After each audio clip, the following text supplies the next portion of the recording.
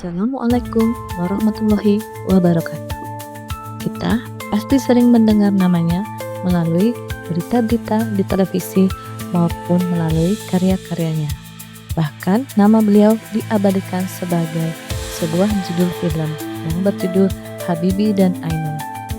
Di antara banyaknya nama-nama role model tokoh berakhlak di Indonesia, kami subkelompok 2 dari kelompok 2 memilih Bapak Bahrudin Yusuf Habibie.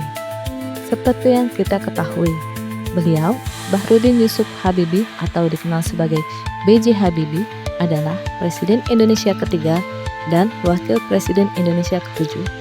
B.J. Habibie lahir pada 25 Juni 1936 di Parepare, Sulawesi Selatan, dan wafat pada 11 September 2019. B.J. Habibie menggantikan Presiden Soeharto yang mengundurkan diri dari jabatan presiden pada 21 Mei 1998. B.J. Habibie dikenal luas sebagai seorang ilmuwan dan profesor, dan satu-satunya presiden Indonesia yang berlatar belakang teknokrat. Berorientasi pelayanan, beliau sangat memberikan orientasinya dalam pelayanan. Ketika menjabat sebagai Menteri Riset dan Teknologi pada tahun 1973, beliau memajukan riset dan teknologi di Indonesia.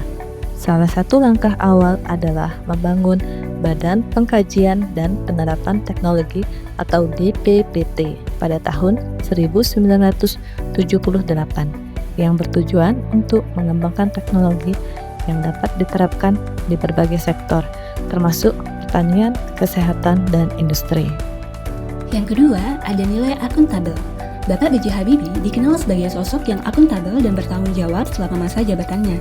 Dalam menghadapi berbagai polemik, salah satu pencapaian penting beliau adalah keberhasilannya membangkitkan kembali perekonomian Indonesia dari keterpurukan pasca krisis moneter tahun 1998 yang sempat melumpuhkan ekonomi nasional sekaligus menurunkan kepercayaan dunia internasional terhadap Indonesia. Bayangkan saja, Bapak B.J. Habibie hanya menjabat sebagai presiden selama 1 tahun 5 bulan, yakni sejak 21 Mei 1998 hingga 20 Oktober 1999.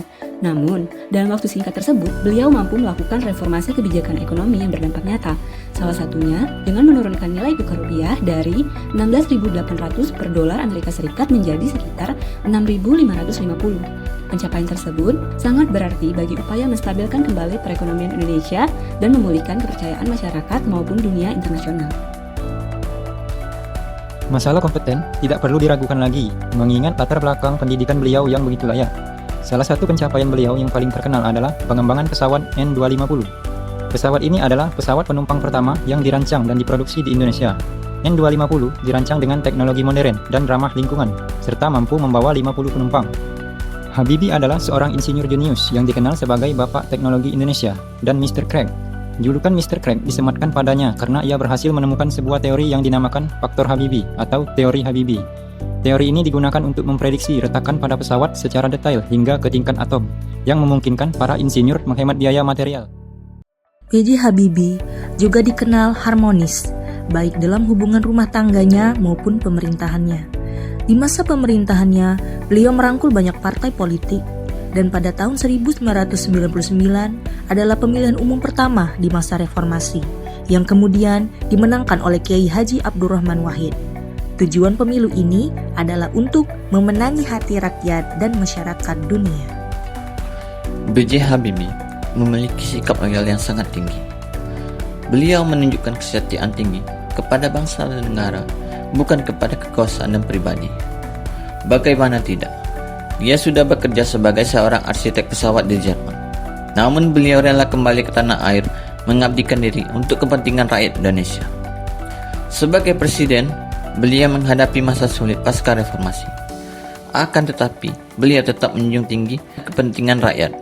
Meski harus mundur dari jabatan, beliau tetap setia pada bangsa dan bukan pada kekuasaan.